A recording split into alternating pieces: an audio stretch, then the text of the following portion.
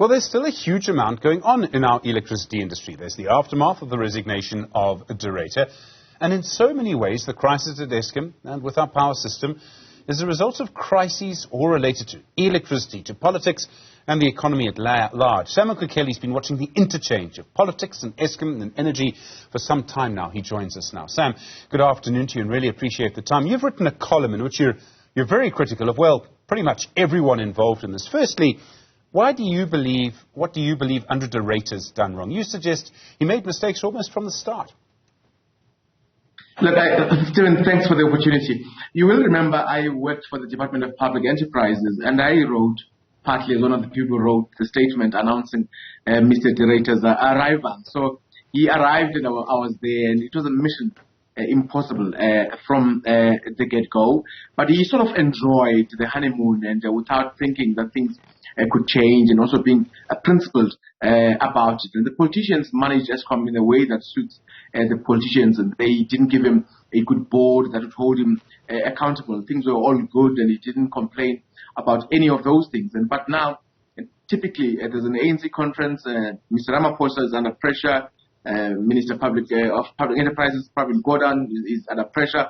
So is Gwede Mantashe. So they're all fighting, and they will use the policy as proxies and proxy issues going into the conference. So he lost a bit of a cover politically of late, but there are real issues around his performance.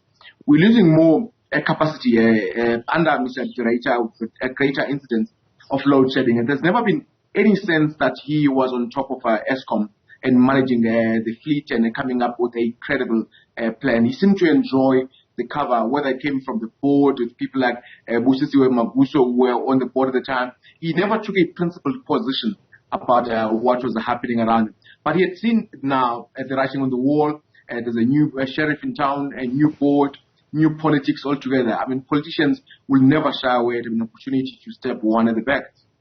You make the point that this happened just 2 days before the ANC's conference starts. And you suggest this actually makes Ramaphosa's conference easier, President Cyril Ramaphosa's conference. Why is that? Slightly easier. He can say now there's a new board demanding accountability and there's going to be a change. So one of the worst things for Mr. Ramaphosa could have been a call in one of the commissions where they're discussing policies, or even a broad plenary meeting where somebody says Mr. Ruyter must resign. I mean, that's an easy and also a populist statement to make. So he manages that. Now it's out of the way. He can pretend to be doing something about Eskom when he isn't. There's still no plan. But also in terms of finding the right person for the job, it's a very difficult thing to do. I don't see any sane person wanting that job. It's probably going to take us a year to 2 years to find the right person. But also for the politicians themselves to decide who must go there. Remember, Eskom is at the center of our economy. Also, there's downstream opportunities in mining and various other industries. So control of Eskom is actually a big band fight with politicians and businesses. So it's going to be a tough one for the next couple of years, and more load shedding. I'm seeing a whole lot more load shedding in the next couple of weeks, up to the next couple of months. I mean, you talk about Mantashe, you talk about Gordhan. I mean, this has always been a political problem, isn't it? I mean, all the way back, we can go back to the famous electricity white paper of 1998. I mean, this has always been a political issue and an economic issue, and they interplay with each other all the time. So, I mean, does that mean it requires some sort of political economy solution? I don't even know what that would look like. No, it's not even there. It's a leadership thing. I mean, the ANC, Stephen, is not capable of running the schools, the public hospitals. There's municipalities that can't run a single municipality properly in South Africa. Now you are putting it in charge of R1 trillion asset. And when the shareholder representative, the TPE, is such a small entity, about 250 people, so many vacancies, and they have no capacity to manage this thing that is at the center of everything that people and companies do. So it's not just a question of what can be done systemically. Eskom is dead completely. We're not going to come out of the Eskom as we know it, but also epitomizes our failures as a nation, as a country. So a new arrangement will come from a different political arrangement altogether. But as for Eskom as we know it, there is absolutely no chance that the thing can be solved. And I don't see that because we don't know what the problem is fixed. But also, we don't have the right politicians. The people who are in cabinet do not have the skills. Most of them have never held a day job in their lives. Now they're in charge of a mega institutions. It's just not going to work. Do you think we will... Okay, so you say, in your view, Eskom is dead. Do you think we will ever have a national network that keeps the rich and the poor in the same network and provides electricity 24 hours a day again?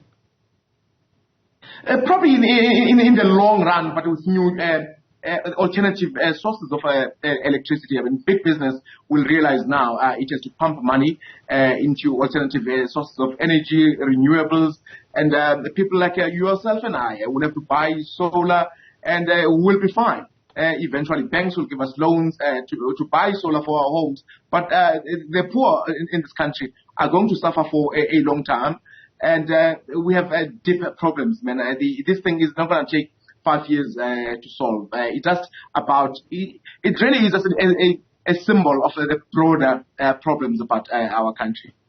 So the ANC's conferences, they start tomorrow, as you know. I mean, I'm not going to ask you, are you expecting any solutions? You already clearly believe that you don't expect solutions from the ANC's conference. But do you expect any change to energy policy to come from this conference? Look, yeah, the environment is ripe for populist policies. It's been for the past 10 years. People don't spend enough time thinking about what is there and what can be done.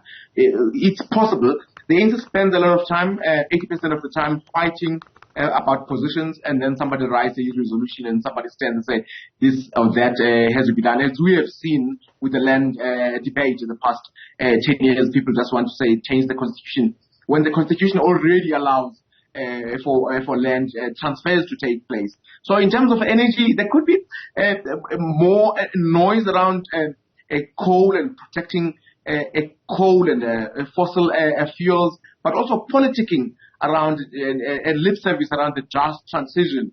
There could be, but the ANC is not capable of coming up with a clear policy. We've seen this in the last 15 in the last 15 years or three. Policy conference and national conferences. It doesn't come up with policies that are implementable. That's actually the biggest thing. So that creates uncertainty. Sam Mkokeli, really appreciate the time. Thank you very much indeed. A lot.